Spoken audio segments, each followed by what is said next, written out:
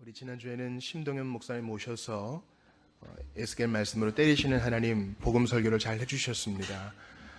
우리 신간사님이 또 우리 고은자매 함께 있었던 경기 지역 SFC 소식지 처음 사랑이 뒤에 있으니까 그것도 좀 받아가시면 좋겠습니다.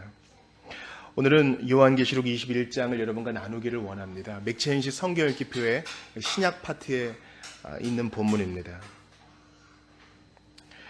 요한계시록 21장을 읽으시면서 여러분 어떤 생각을 하셨습니까? 우리가 지난번에 이제 2주 전에 요한계시록 7장 말씀을 봤는데요. 거기에 대한 이제 설교 요약이 오늘 주보에 5면 6면에 있습니다. 그때 우리가 중요한 것을 배웠죠. 바로 요한계시록에 나오는 어떤 상징들, 어떤 설명들을 우리 수준에서 생각하면 안 되고 하나님께서 밤모섬에 유배되어 있던 사도 요한에게 계시로 보여주신 것을 요한은 최선을 다하여 그 시대 사람들이 누구나 다 알 수 있을 법한 것들을 비유하여 설명했다는 것입니다. 14만 4천이 대표적인 것이죠. 14만 4천. 14만 4천은 12 곱하기 12 곱하기 1000이잖아요.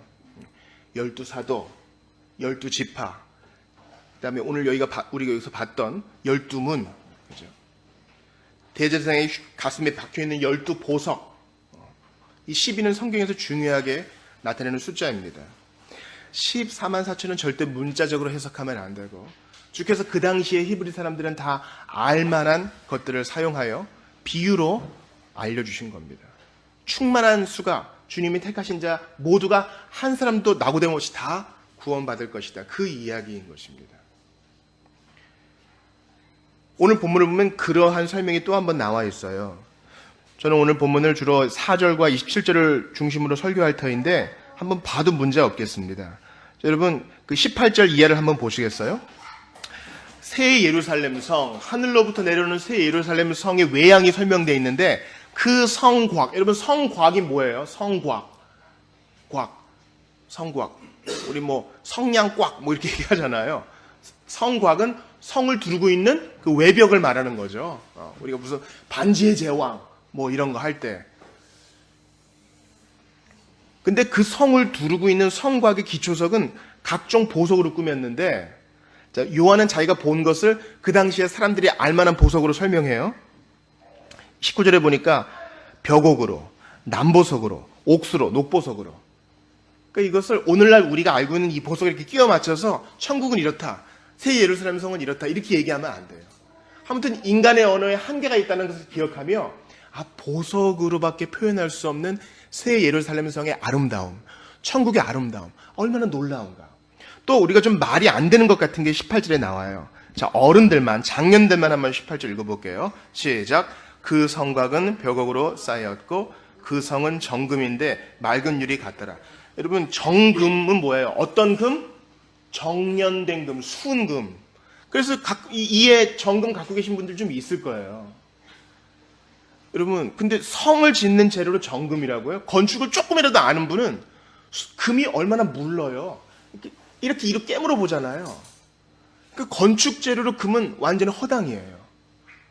근데 성의 재료가 금과 같은 거실한 것만 우리가 받아야지 성을 금으로 지었다. 그럼 누가 공격하면 다 무너집니다. 포탄을 쏘면 푹 패일 걸요? 그러니까 이 언어의 한계. 이것은 비유적인 언어다. 이것을 기억해야 돼요. 또 하나 18절 보세요. 정금인데 뭐 같더라? 맑은 유리 같더라. 여러분 금은요 노랗거나 좀 이렇지요. 맑은 금은 없어요. 그러므로 이것은 비유적인 언어란 것을 기억해야 돼요. 맑은 보석 그건 뭘까? 에메랄드 같은 건가? 사파이어 같은 건가? 여하튼 맑고 아름다운 것이 우리를 위하여 예비된 처소라는 것입니다. 우리가 또 하나 기억하고 싶은 것은요, 이러한 새 예루살렘 성의 그 모양입니다. 자, 이번에는 어린이 청소년만 16절 읽어볼게요. 16절 같이 읽어볼게요. 시작. 그 성은 네모가 반듯하여 길이와 너비가 같은지라. 그 갈대자로 그 성을 측량하니 12,000 스타디온이요 길이와 너비와 높이가 같더라. 자, 새 예루살렘 성이 네모가 반듯하대요. 네모가 반듯한데 그 16절의 후반 설명을 보니까 뭐와 같아요?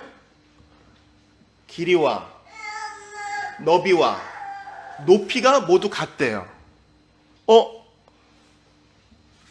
이거 수학이에요. 이거 뭐예요, 이거? 정육면체죠, 정육면체. 정육면체는 변의 길이가 모두 몇 개예요? 죄송해요. 우리 어린 청소만 대답하세요. 정육면체는 변의 길이가 몇 개예요? 아니에요. 정육면체는 변의 길이가 모두 몇 개예요? 변의 개수가 모두 몇 개예요? 변의 개수. 정육면체 12개예요. 12. 요한계시록 7장에 봤던 12. 이게 바로 새 예루살렘 성에도 함축되어 있어요. 자, 그런데 다시 한번 16절 보세요. 그 성은 네모가 반듯하여 길이와 너비가 같은지라. 그 길이를 보니까 갈대자로 얼마가 된대요? 12,000 스타디온. 그럼 12개 곱하기 12,000 스타디온 하면은 정육면체 새 예루살렘 성의 각 변의 길이의 합은 모두 14만 4천이 되는 거예요. 이해가 되세요? 상징적인 숫자예요. 온전한 자들이 돌아올 것이다. 주님이 구원하기로 작정한 자는 하나도 빠짐없이 잃어버림 없이 모두 이 성 안에 들어올 것이다. 원래 이 12,000 스타디온이란 것은 서울과 부산을 이렇게 6번 왔다 갔다 할 수 있는 길이라면서요. 그래서 실제로 이것을 이 네모 반듯한 것을 길이로 만든 사람이 있어요. 그럼 대기권을 뚫고 갑니다. 아이언맨 숨 막혀가지고 떨어지는 것처럼 그렇게 가당치 않은 거예요. 이것을 문자적으로 받으면 아주 곤란해지는 것입니다. 그런데 여러분, 구약을 좀 읽어보신 분은 아시겠지만 네모가 반듯한 정육면체의 공간이 있어요. 구약에. 뭡니까? 이것은 성막 안에도 있고 성전 안에도 있어요. 네모가 반듯한 정육면체의 공간. 어딥니까? 길이와 너비와 높이가 같은 바로 그 공간, 지성소예요. 그러니까 지금 성경을 요한계시록부터 창세기까지 하나로 지금 꿰뚫고 있다는 것을 아셔야 돼요. 새하늘과 새 땅, 새 예루살렘 성이 내려오면 과거에는 대제사장만 1년에 한 번 이스라엘 달력으로 7월 10일에만 들어갈 수 있던 그곳을 어린 양의 생명체에 기록된 자는 어떤 휘장의 방해도 없이 쑥 들어갈 수 있다는 거예요. 바로 그 공간이 우리가 거하게 되는 그 천국이라는 곳이 새 예루살렘 성은 어떠한 장애도 없이 주님을 만날 수 있고 예배할 수 있고 교통할 수 있는 확대된 지성소라는 것입니다. 사실 첫사랑과 첫 남자와 첫 여자 아담과 하와가 있었던 공간이 바로 지성소 아니었나요?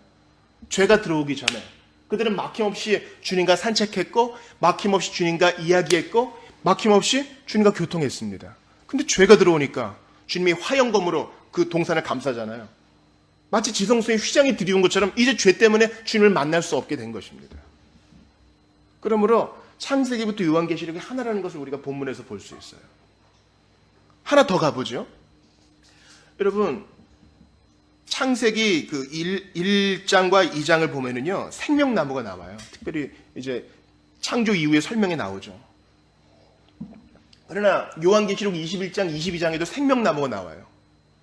계속 새로운 실과를 맺는 생명나무. 생명나무로 시작해서 생명나무로 끝나는 것입니다. 죄에 빠진 사람은 감히 그 열매에 접근도 못하지만 이제 예수 믿는 자는 그러한 것들을 먹으며 교제하며, 여러분 천국은 그냥 먹게 배고 떠가는 게 아니에요. 주님과 같은 새로운 몸을 입고 새롭게 먹으며 새롭게 교제하고 새롭게 만나고 새롭게 누리는 것입니다. 창세기 1, 2장에서는 아담과 하와, 즉 신랑된 아담과 신부된 하와가 나오죠. 그러나 요한계시록 21장, 22장에서는 신랑된 예수 그리스도 어린 양과 신부된 교회가 나오죠. 자, 여러분 오늘 본문 9절 읽을게요. 다 같이 9절 읽을게요. 자, 같이 읽습니다. 시작. 7 대접을 가지고 마지막 7 재앙을 담은 7 천사 중 하나가 나와서 내게 말하여 이르되 이리 오라. 내가 신부 곧 어린 양의 아내를 내게 보이리라 하고. 그렇습니다.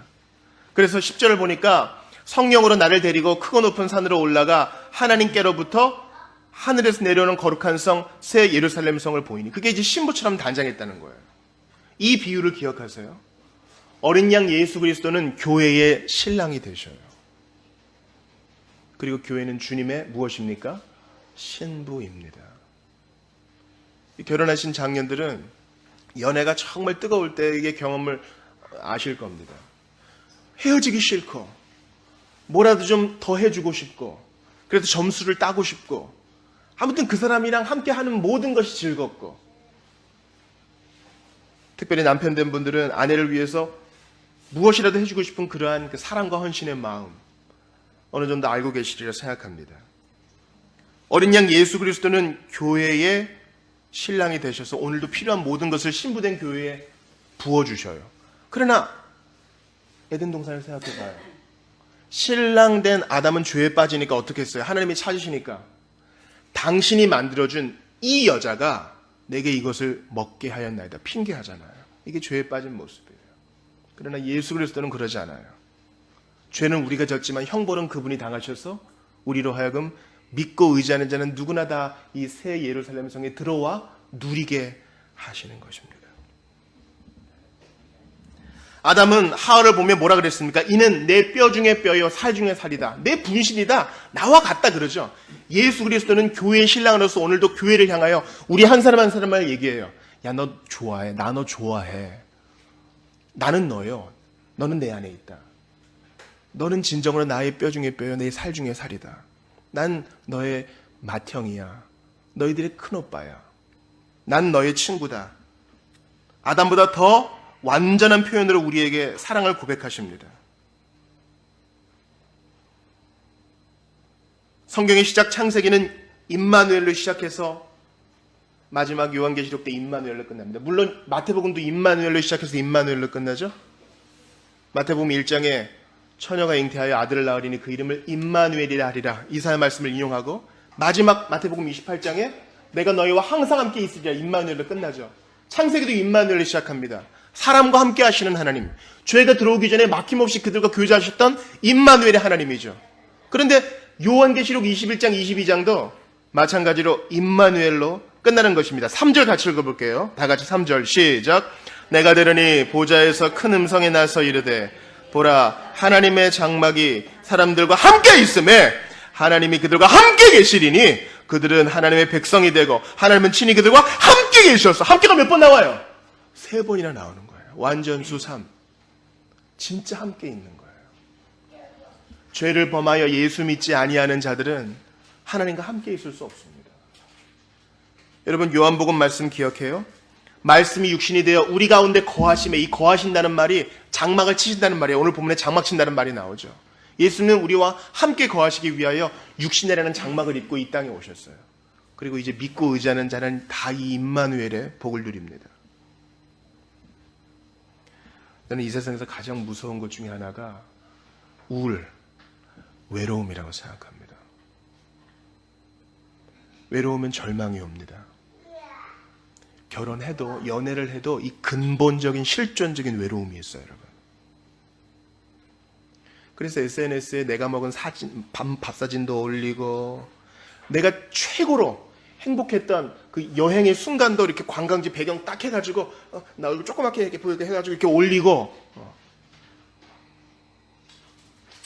다른 사람들에게 피드백을 받기 원하는 거예요.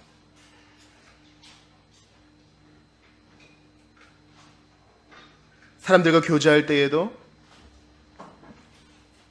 드러내 보여주고 싶은 점, 자랑하고 싶은 점, 나의 자식 자랑, 나의 학력 자랑, 나의 경력을 자랑합니다. 그러나 혼자 남을 때 여러분은 누구입니까? 우리가 넘어질 때 우리는 누구입니까? 신기해요. 베프, 베스트 프렌드도요, 정말 결정적인 순간에는 나를 이해 못하는 순간이 옵니다. 그거 인정하셔야 돼요. 이 사람 너무 좋아. 그 완벽에 가까울 만큼 나랑 잘 맞아. 어떻게 내 형제보다 가까운 것 같아. 그런데 결정적인 순간에 우리는 혼자입니다. 제가 계속 반복하는 비유이지만 시험 보러 갈 때, 군대에 갈 때, 병원에서 시술을 받을 때 우리는 혼자입니다.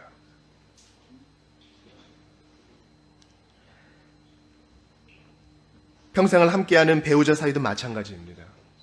정말 내 부모보다 나를 더 잘 알겠죠. 그리고 결혼하면 외로움이 사라질 거라고 생각하는데 절대 그렇지 않습니다. 우리는 근본적으로 외롭습니다. 그리고 이 외로움은 오직 하나님만이 채워줄 수 있어요. 하나님만이 채워줄 수 있어요. 신기해요. 무리 속에 막 웃고 떠들면서 같이 있어도 외로워요. 이 외로움은 오늘 본문의 3절 말씀으로만 채울 수 있습니다. 보라, 하나님의 장막에 사람들과 함께 있음에 하나님이 그들과 함께 계시리니 그들은 하나님의 백성이 되고 하나님은 친히 그들과 함께 계셨어요. 자, 새 하늘, 새 땅, 새 예루살렘 좋습니다. 온전한 자가 들어오고 한 사람도 탈락하지 아니하고 맑은 보석으로 치장되어 있고 견고하고 외로움이 해결되고요. 하나님이 떠나지 않고 함께 하시고. 그런데 오늘 본문에 여기 들어오지 못하는 자가 나옵니다. 8절을 읽어볼게요. 자, 같이 읽어봅니다. 8절 시작. 그러나 두려워하는 자들과 믿지 아니하는 자들과 흉악한 자들과 살인자들과 음행하는 자들과 점승가들과 우상숭배자들과 거짓말하는 모든 자들은 불과 유황으로 타는 못에 던져지리니 이것이 둘째 사망이라. 둘째 사망은 뭐냐면 몸이 죽는 것이 첫째 사망이요. 둘째 사망은 지옥불에 떨어지는 것을 말합니다. 누가 지옥불에 떨어져요? 제일 첫 번째 누가 나옵니까? 두려워하는 자들. 희한해요. 뭐 예수님을 향하여 손가락 욕을 한 자들, 예수님을 향하여 사기친 자들, 그런 자들이 아니라 두려워하는 자들. 두려워하는 자들은 누군지 잘 들어보세요. 예수 믿지 아니하고 나의 혼자의 외로움을 어떻게든 술로, 다른 약품으로, 친구와의 관계로 덮어버리려고 하는 자들. 진짜 두려워하는 자들은 무엇입니까? 주님께서 이 모든 것을 베풀어 놓으셨는데 믿지 않고 나 혼자 끙끙 앓는 자들. 고집을 부리며 예수 거부하는 자들을 말합니다. 이런 자들이 이 좋은 거, 새 하늘, 새 땅, 새 예루살렘의 복을 받지 못해요. 임마누엘의 복을 받지 못해요. 2018년의 마지막 예배 때 여러분께 물어봅니다. 여러분은 두려워하십니까? 제가 몇 주 전 설교에서 이렇게 말씀을 드렸습니다. 하나님을 두려워하면 더 이상 세상을 두려워하지 않아요. 반면에 세상을 두려워하면 모든 것이 다 두려워요. 본문은 이기는 자, 7절에 보니까 이기는 자는 이것들을 상속으로 받으리라. 믿음으로 이 두려움을 이겨내고 어린 양의 피로 이 두려움을 이겨내고 모든 죄를 끊어내는 자들은 새 하늘, 새 땅, 새 예루살렘을 유업으로 받고 임마누엘도 덤으로 받게 될 것입니다. 올 한 해를 한번 생각해 보세요. 가장 두려워하는 것은 아마 생계의 걱정일 것입니다. 야, 나 정말 돈이 필요한데. 그러나 가까운 해외에 한번 나가보십시오. 뭐 동남아시아도 괜찮고 미국도 괜찮고 남미도 괜찮습니다. 아마 대한민국만큼 안전한 나라가 없다는 것을 고백하게 될 거예요.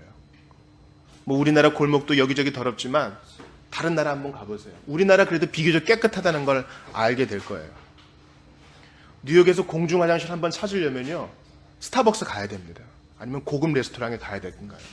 지하철에 화장실이 있다? 다른 나라에서 기대도 못하는 일이에요. 제가 지금 이런 말씀을 드리는 이유는 우리는 충분히 감사할 이유가 넘치고 넘친데 너무 걱정이 많아. 네팔에 있는 장성원 선교사님이 그 한글 학교, 또 네팔인인데 네팔어를 몰라서 네팔어를 한국인이 가르쳐요. 그런 학교에서 애들이 맨날 맨발로 오니까 신발을 사줬대요. 걔가 신발을 안 신고 와. 그래서 옛날에 우리 어른들이 고무신 선물 받으면 그 고무신 아끼느라고 안 신나 해서 물어봤더니 자기는 신발을 신지 못하는 계급이래요. 그 카스트 제도에서 제일 아래쪽 계층인 거예요. 신발을 한번 신으면 안 돼. 우리는요, 너무 가진 게 많은데 충분히 감사하지를 못하고 있어요. 그래서 오늘 본문에 나온 두려워하는 자들 속에 빨려 들어갈까 걱정이에요.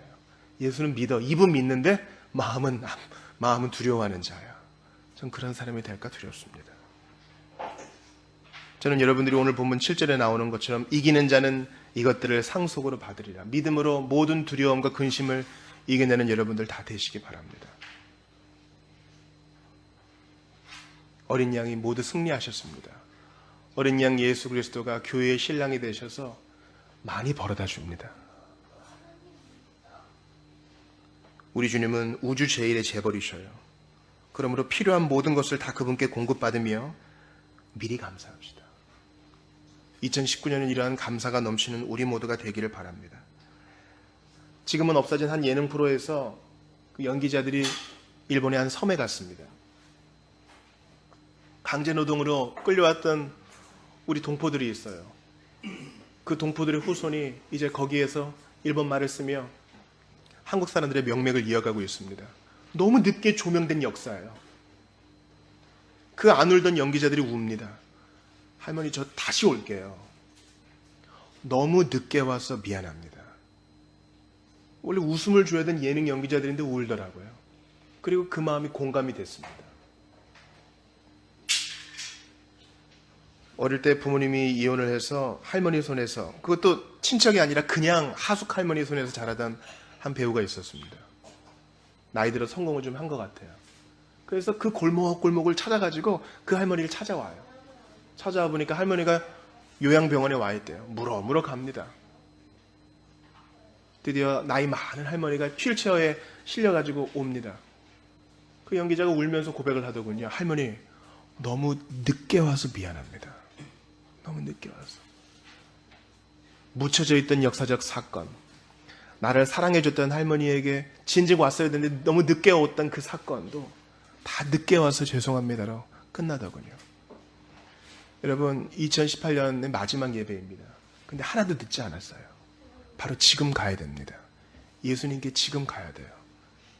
우리가 큰 일을 당하고서야, 그리고 인생의 힘이 다 빠져버리고서야, 모든 기회를 다 날려버리고서야 주님께 와서 너무 늦게 와서 죄송합니다. 핑계 대봤자 소용없습니다. 바로 지금 주님이 우리에게 체력이라는, 건강이라는 기회를 주셨을 때, 이해할 수 있는 지력을 주셨을 때, 내게 은사를 주셨는데 그거 쓸 수 있는 기회가 있을 때, 바로 지금 어린 양 예수 그리스도를 믿고 의지하여야 이기는 자가 됩니다. 안 그러면 불못에 떨어지는 두려워하는 자처럼 살게 될 것입니다. 아직 예수 그리스도를 마음에 모셔드리지 못한 자는 꼭 예수님 믿으십시오. 그러면 어느 것도 두려워하지 않는 이기는 자가 될 것입니다. 신자 여러분들께 권합니다.